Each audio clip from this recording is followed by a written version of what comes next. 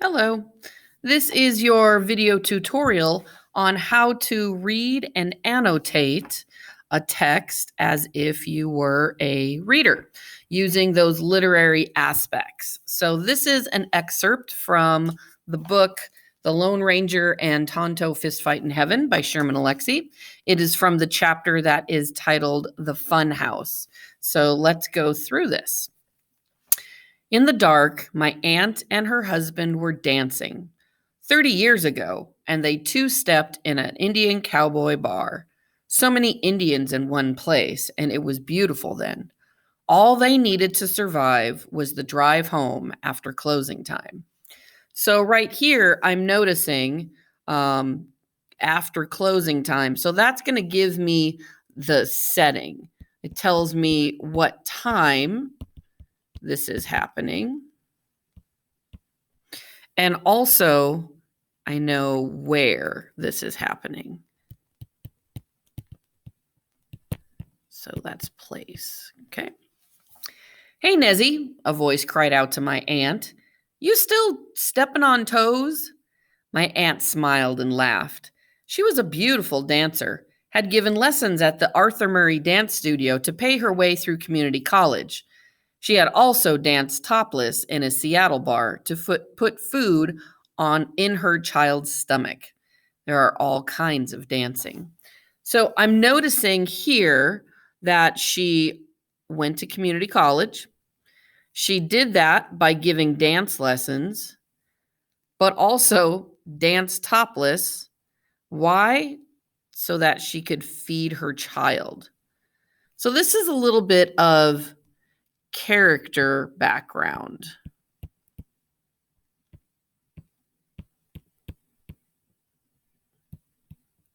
So from this, I know that the aunt, whose name is Nezzy, she's a hard worker. She's not afraid to do what she needs to in order to feed her child. She is a mother. She cares for her child and is willing to do quite a bit to make sure that her child is well taken care of. Okay, let's keep going. Do you love me? My aunt asked her husband. He smiled. He held her closer, tighter. They kept dancing. He doesn't answer. He smiles, but there's no answer to that. That's interesting. After closing time, they drove home on the back roads. Be careful, my aunt told her husband. You drank too much tonight. He smiled. He put his foot to the firewall, and the pickup staggered down the dirt road, went on two wheels on a sharp corner, flipped, and slid into the ditch. This is really interesting because she says, be careful, and immediately his action does the complete opposite.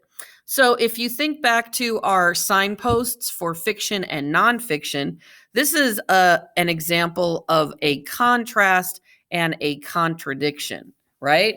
She says, be careful. And in contrast, he puts his foot down on the gas pedal. The truck takes off. They go on two wheels, they flip, and they get into a ditch. That is not being careful. Okay. So that's kind of an interesting, gives you a little bit of character background into the husband. And have you noticed? We don't know the husband's name. That is never mentioned.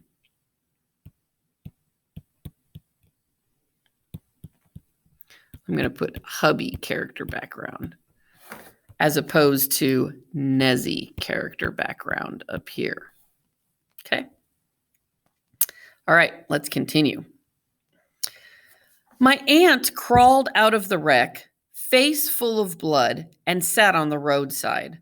Her husband had been thrown out of the pickup and lay completely still in the middle of the road.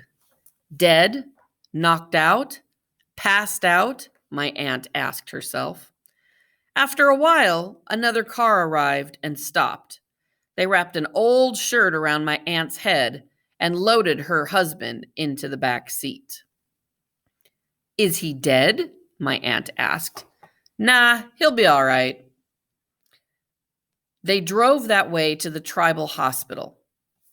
My aunt bled into the shirt. Her husband slept through his slight concussion. That's interesting.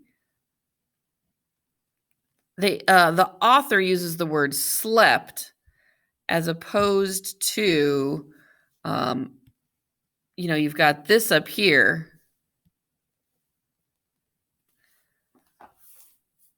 What does that mean? That's an interesting question. They kept him overnight for observation, and my aunt slept on a cot beside his bed. She left the television on with the volume turned off. Oh, look at television on, but the volume turned off. That's another one of those contrasts and contradictions.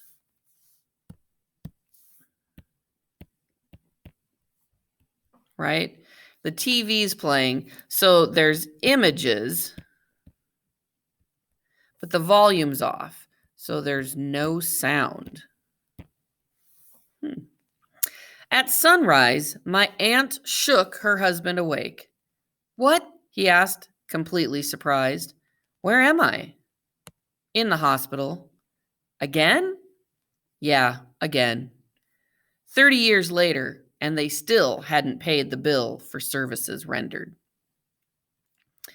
Interesting, we've got kind of some repetition here, but it also tells us what? That this has happened before.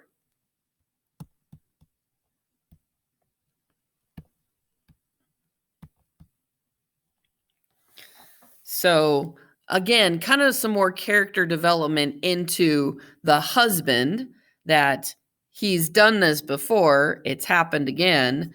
And you've got some more background into them here.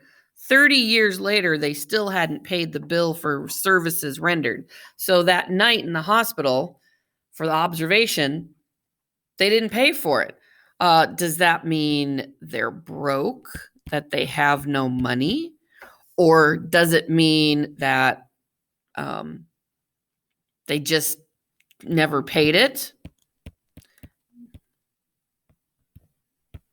They had the money, but they didn't want to pay it. Is it a spite thing? Who knows? That's kind of one of those things that's just a question we're going to have to wait to find out. All right. So that is what we're looking for when you read like a reader. You're looking for anything about setting, characters, plot, conflict. We do have a bit of a conflict when she says, be careful, and he does the complete opposite. So there's a little bit of conflict there. In this story, I find it interesting that our protagonist is the aunt.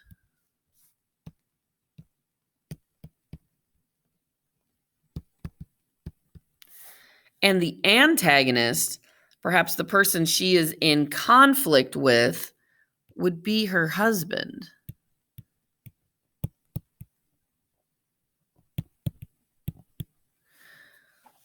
And it's interesting that throughout this whole thing, I don't know if you noticed, Alexi says, my aunt, my aunt, my aunt, my aunt. Let's see, my aunt. And yet, what do you notice about the antagonist is her husband, not my uncle.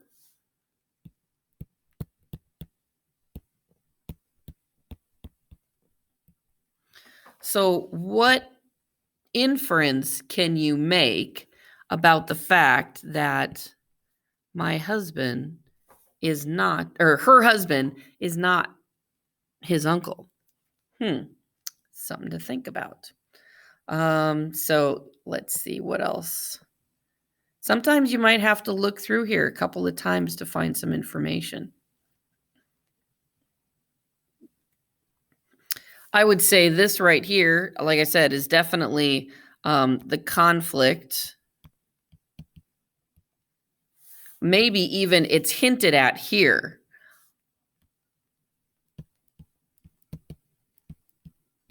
Because she asks, "Do you love me?" And he just smiles. No answer. So maybe that's part of the conflict. And then here, the conflict intensifies. Interesting, too, that he smiles twice. We don't actually hear him speak until much later. So they're waiting. After a while, another car arrives. Again, this is all rising action. We're trying to get to the resolution. So, and I think right here would be where it's this repetition. This could be that climax. Oh, actually, no. I think it would be more like here, where he's like, "Where am I?" Because he speaks for the first time. We don't hear him speak anywhere at all in this until this point. And then this would kind of be that resolution. Whoops, I can spell. Resolution. Okay. And they still hadn't paid for their bill. Okay. So that is